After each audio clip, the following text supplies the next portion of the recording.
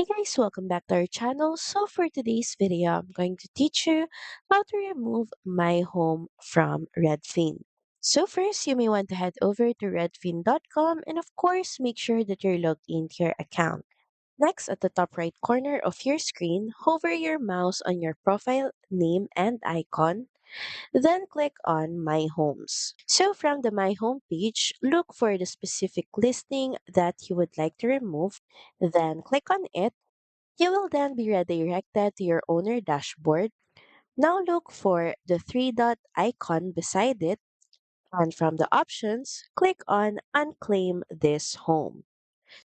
Clicking on this button will remove this specific listing from your My Home page and might remove your ownership from the home listing. So that's pretty much it. Thank you very much for watching this video, and I'll see you again on the next one. Bye!